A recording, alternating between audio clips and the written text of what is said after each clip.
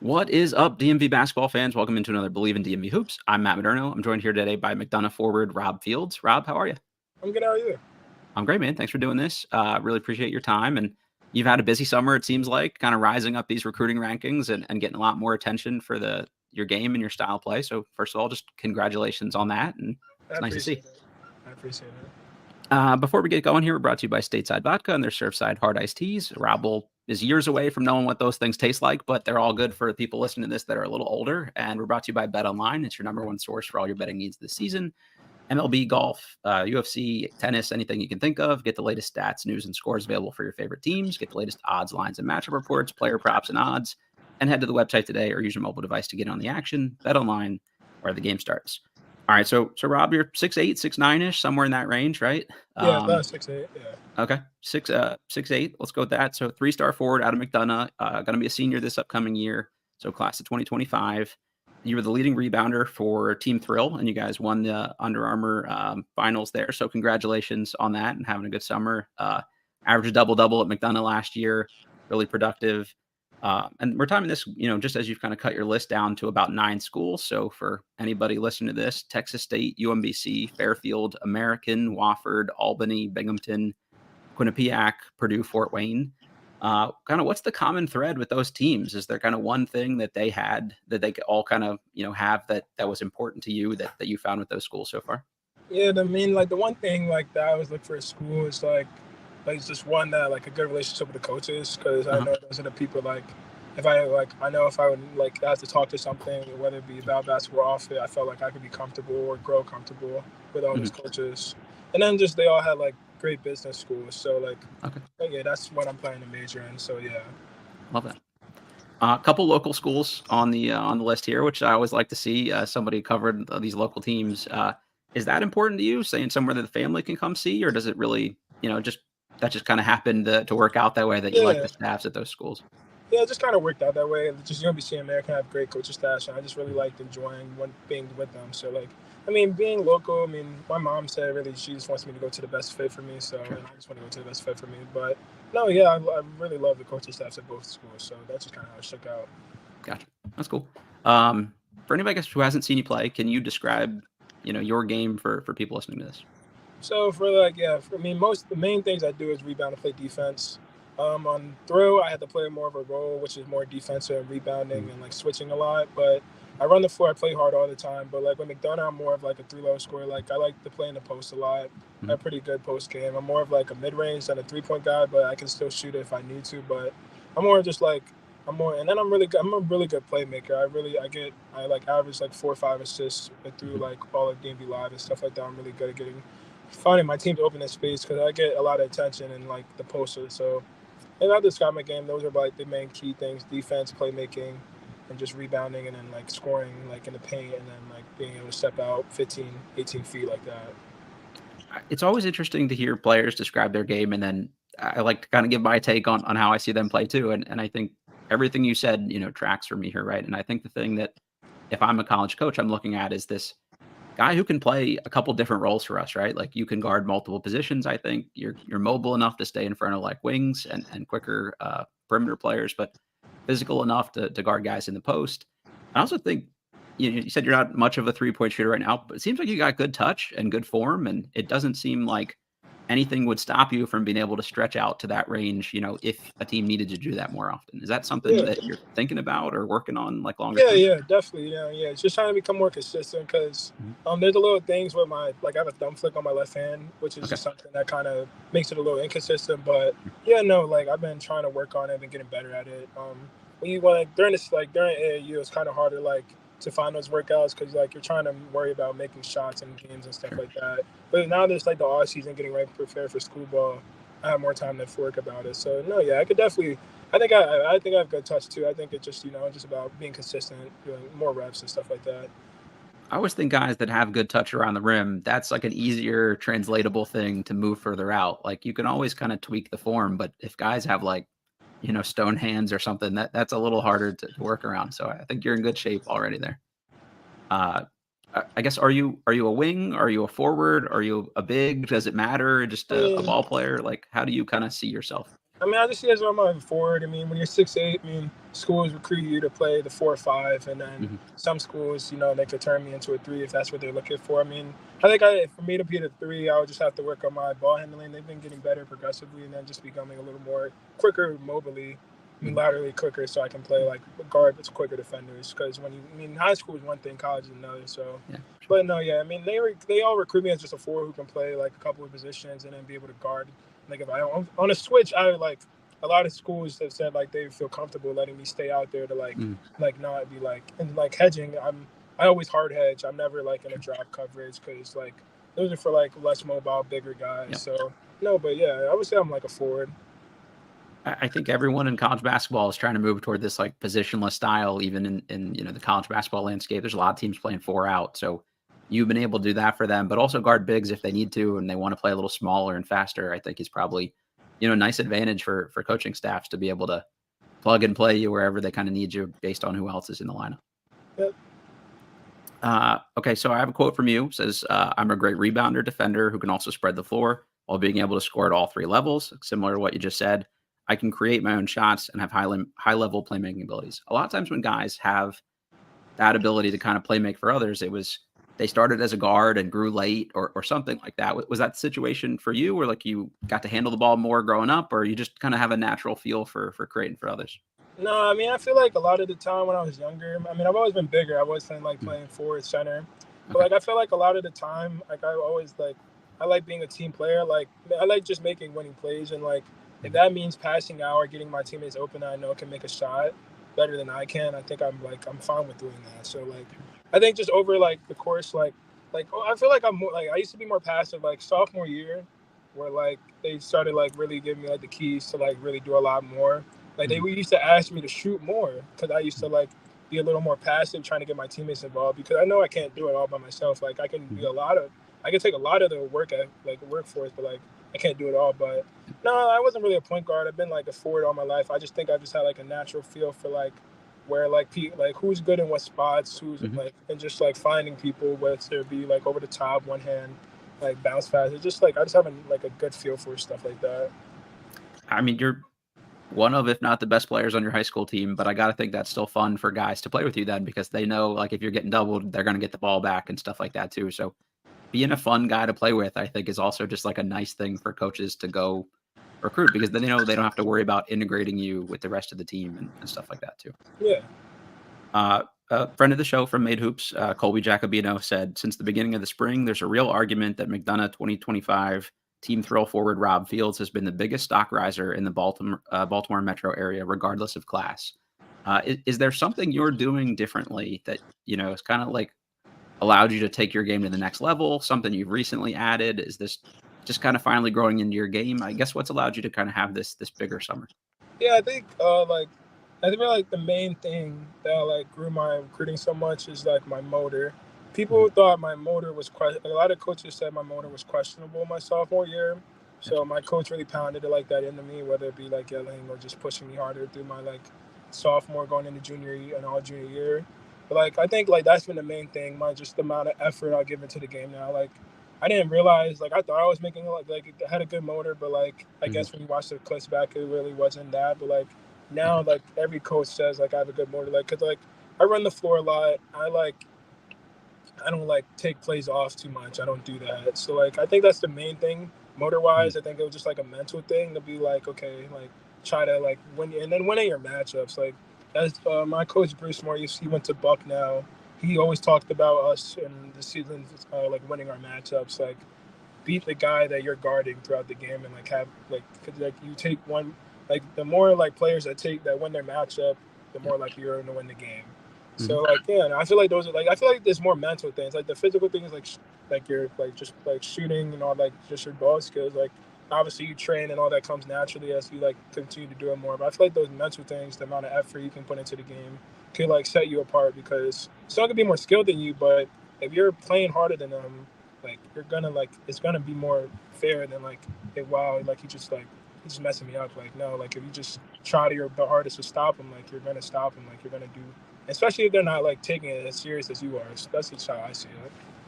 I gotcha. Is there something that you want to add to your game next that's like the next big thing for you to kind of take that next big jump forward? Like, hey, if I can just do X, it'll allow me to take advantage of those matchups even better? Yeah, I think the one thing I want to work on is my first step and my like just explosiveness. Like I've been getting better over the years. Like I've been like I could dunk more. I'm like more explosive. But like being people out there dribble, like late closeout, sweep by, quick first step, or just like like jab, go one way or like something like that. Just keep hitting like better quick first step. I think will like take my game so much further. Beating people out the dribble, because a lot of the time I have to like. I try to be someone on the dribble to cut me off, and then I just go into my Barkley dribble or something. Because I don't like the over dribble. I don't want to do a bunch of like size up moves. I just like get in my Barkley. Because in the post, I'm really comfortable. But if I could just be someone off the dribble, get right down the lane, like then I'll just be like a game changer. Because I'll get so many more points and stuff like that. And then people have to respect your drive way more often. And then like adding a 3-point shot is also like really detrimental, especially to get basketball now because that's such a big part of the game and stuff like that. Yeah, I think both those things, it gives you kind of some extra counters you can go into and helps you move the ball. I think in the college level, it's probably harder to, take the ball into the post and do those things for more dribbles, like you said, right? Like guys will kind of collapse on you more. And I think that's a great call.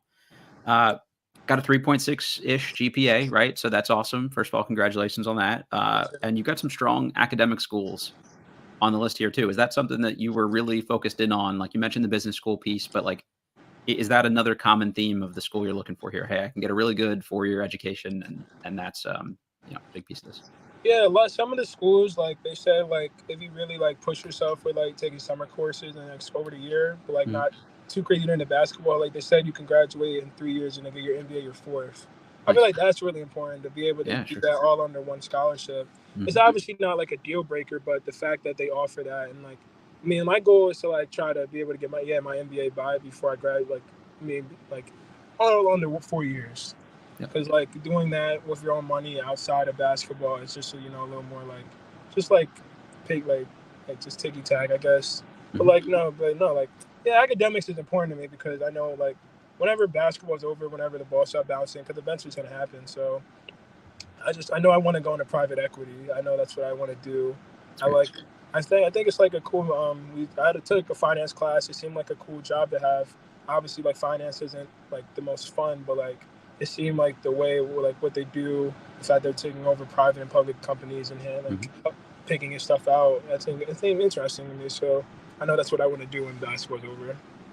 That's an industry that's not going anywhere. So getting a degree and going that route, it's also something you can apply to anything else. So if your goals change later on, it's still a really good foundation to have. And as an MBA myself, shout out to that. I think it's a useful skill or a useful skill set to have and develop. So can't go wrong that direction. Just from the basketball side of things, like what's most important for you with the school you want to pick? Is it style of play? Is it personnel? Is it potential role? I just kind of walk us through like what you're thinking on the court stuff. Yeah, I think the most thing for me is like obviously role because I want to like with my like obviously like style play matters, like a style that utilizes their forwards, doesn't just put them on the block and hope they get like a dump off or like maybe in the post every now and then. So like keep like a lot of schools have like forwards who like can run the ball up. Like they have a lot of, if I'm gonna play the forward, they have a lot of the schools have forwards who bring it up, can push it up, like they're utilizing offense. But like I think the main thing for me is like my development, because I know I want to try to go pro, and obviously I would need like it would take time, and like I think I want to trust in the school that they'll do that for me, whether it be an NBA overseas. Like I know I want to end up somewhere, play pro for as long as I can, and then like finish off. So I think the biggest thing is development, just making me into a better player over my 4 years there, and I think that's the most important for me. That's cool. No, that's great. When you're going, you've got a couple recruiting visits signed up, but I know you've taken some unofficials already. Do you talk to players on these teams already in advance of and ask them things like that? Like, hey, how do you think your development process has gone with this school and this staff? Like, are you trying to get intel from the other guys that are already there, in advance of going there? Yeah, some of the schools had players like working out and stuff, and some others like just didn't. Like they either had practice and like you didn't really get to talk to them too much. But like if they do offer you like a player to come talk to you, like I ask you questions like I asked about like how's living there, because like that's really important too, because like you don't want to be miserable the 4 years like like when basketball is not a session, like you're just miserable like throughout school. Like you still want to like enjoy like college, because college is like a big everyone talks about their college experience a lot, so like For sure. that's important. But like I asked about how they changed you as a player. What have they really like helped you out? I asked about the food, obviously, because like nutrition is a big part in like to changing your physical That's a great point. stuff.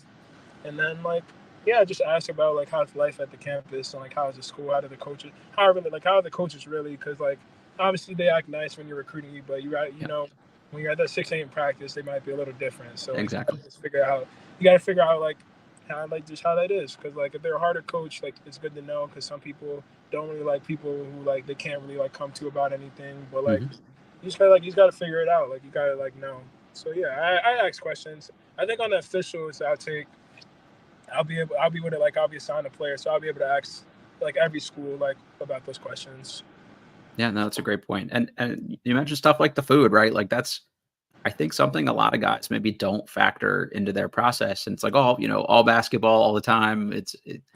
But it's important, right? You got to live there. You got to enjoy your experience. You can't play your best basketball if you're not happy in the rest of, your college experience. So I think that's really a wise decision to kind of, incorporate into your thinking here. Like, obviously, like those aren't going to be the only decision makers, but like having them be an important part is definitely smart, I think. Just I don't know. Is it relationship with the coaching staff? Like, is a head coach more important? Is it assistant coaches? Like, I guess talk us through that kind of dynamic. Like, are these communications you're having mostly with assistants? Are head coaches coming to see you, like to see Yeah, games, like that kind of? Talk us yeah. through that a little bit, I guess. Like I feel like with my recruitment, it's been like a mix of both. Like Mhm. I've had like assistant and heads talk to me like on schools, and I think that's important. Like I think it's just the overall, Yep. like when like a full coaching staff speaks to you, Mhm. and when a head coach really talks to you, that's important too, because like Sure. at the end of the day, like he's the head coach. Like that's Yep. the most important factor. But just He's the also fact most that likely to be there your whole time too, right? exactly, Like, yeah. exactly. So like you gotta like yeah, but like no, yeah. I just think like overall like the whole coaching staff matters, but like just like if you like I think it's good to like have an assistant coach you're really like comfortable with in case you need to talk to about anything. And like if that's the head coach too, then that's even more like that's even better. But like just to have a coach you could talk to and be comfortable with, whether something off the court's happening or just Mhm. like you're just down or something, and not be like pushed away, I guess. Just being Sure. comfortable with them, I think that's important. I guess how important is it for you to like see them, in person at games and to make themselves present and available and let you know that they're there to see you and at least just kind of show face a little bit here, even if they can't stay the whole game or whatever the case may be. Yeah, I feel like like UMBC and American, like Coach Ferry and then Coach Simpkins come to like a lot of my Mhm. games over the summer, watching, and their head coaches, and I really appreciated that. I know Coach Killings at Albany also came to a lot of my games, and Mhm. then Fairfield, Coach Casey, he went. They like just for those are just schools, for example, like they came to my games, their head coaches and assistants, like two coaches watching. Like even if they didn't catch the whole thing, but most of the time they did catch the whole thing, which is really Mhm. important to me. And I really appreciated the fact that they did that. Yeah, that's awesome. It kind of shows that next level of care that they're, trying to make the effort to do that. Yeah. When your name shows up on some of these recruiting sites and things like that, and fan bases comment and there's reactions of, oh, we really need Rob or whatever the case is, does that matter to you? Like to guys your age in the recruiting process of like, hey, this fan base is excited for me to potentially end up at their school. Like, do you guys see that kind of stuff, I guess? No, yeah, like I feel like I really found that like really cool, because like for Texas State, when they figured out I was in their they figured out I was in their top 9, Mhm. like I got like a lot of like reactions from it. Like I think someone like quoted my thing. I was like, "Hey guys, let's welcome like let's show Rob what Texas State's about." And I got a lot of people following me, like reacting, showing like love and stuff like that. And then like Mhm. I someone like people telling me they're excited for me to come down, because I think I'm catching a football game while I'm down there, which is really Oh, cool. cool. Yeah. But like it just like the fact, and then I think Quinnipiac has done the same too a little bit in Mhm. American. But like the fact that the fan base is showing just support, that's really cool. It's not obviously like a big deal, because like I think I'll make more of an impact when they when my play is at like, cause Yeah, like for sure. yeah, when I'm playing well, I think like that'll matter more. Like, oh yeah, like Rob's like cooking, like he's doing all this and that, like that's great. But Yep. like no, like I think it's cool. Like it's not like a deal breaker, but like I think it's cool. Like I really like it was really cool when I saw that after my top 9. Seems like a nice bonus, right? Like Yeah, yeah, people are already excited about my potential presence there. Like that probably speaks to them as a fan base and their interest in basketball too, if they're, checking August recruiting updates and stuff. Yeah.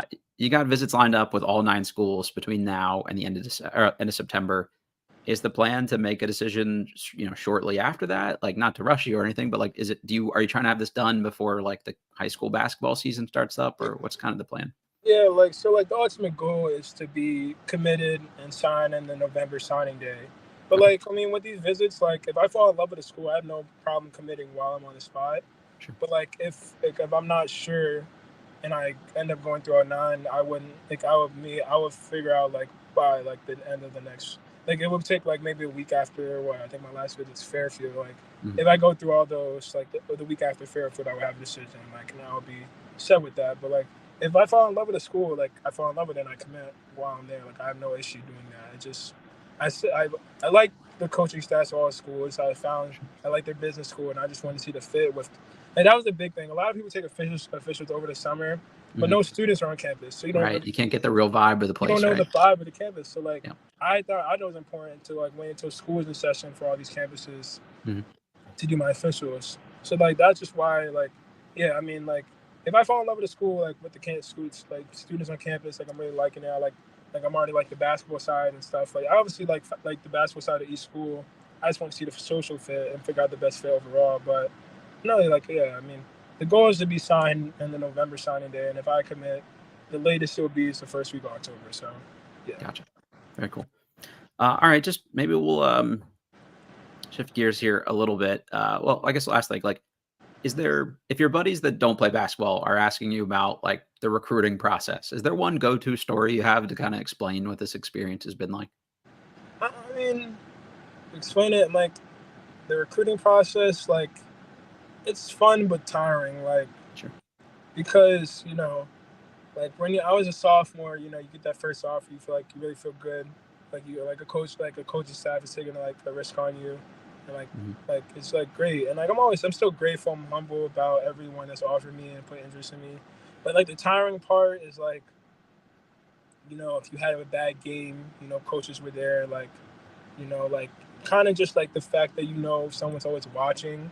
But like it's just the fact that you do have a bad game. Sometimes, like I've gotten in my head about having a bad game in front of a coach, and Sure. then like my head coach would be like, "Oh, like if you did better," and like just like kind of underperforming sometimes. But like it's still fun to be able to like do this. Be like I played on a circuit team. GA has put like he's taken a lot of time to put me out there, and Mhm. I'm grateful for both like the opportunities of it. And like it's so fun because I'm playing basketball at the end of the day. Like I love playing basketball. It's just like it's fun when you have a good game, but like it gets a little tiring and like you're a little Sure. disappointed when you have a bad game. But like it's whatever at the end of the day. Like you just because most of the time like it doesn't matter. Like if like I could have like 15 points and like 14 rebounds, but like bad efficiency, all this and that, or I could have like on throw I could have like 5 points and like 8 rebounds, but played great defense the whole game, did my role, and coaches would take note of that.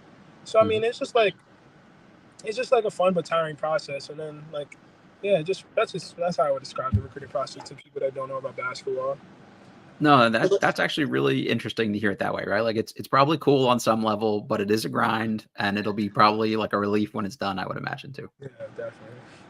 I got a question in the chat here from Kimberly. She wants to know which school in the IAAM does Rob think will be the toughest matchup for McDonough this year? So, any particular schools you guys have a tough time going up against, or other big men in the conference, or things like that? IAM I think that's the girls' league, That's the girls' league. Gotcha. Okay, but what's the men's equivalent here? MIAA is that's the league we're in. Yeah. Toughest school. Um, Mount Carmel really has a lot of guys. Like they have Rodney, who is my point guard. He's a really gritty defender, good point guard. But like big men, I mean, they just got Gage, they just got Junior. They have Junior. They have I don't know if Ralph's still there, but they got Ralph. Like they have a good overall squad. They have good depth and like Mhm. a lot of good players. Like they have some other kids that are younger on throw. But like yeah, Mount Carmel is gonna be good. St. Francis and MSJ are always like those two Mhm. ones you gotta like play against. I mean we beat SFA last year, but like I don't really know who's on the team fully this year. But I mean the hardest teams I would say probably Mount Carmel, yeah, it's SFA and then MSJ. But I think we have a good squad. Jeff was our like I think he's close to 2,000. Mhm. He's playing. He plays football. Going to Penn State. We have Jeff. We have some young guys. We have BJ. He's a junior. We got Marcus, a junior, coming into new roles this year.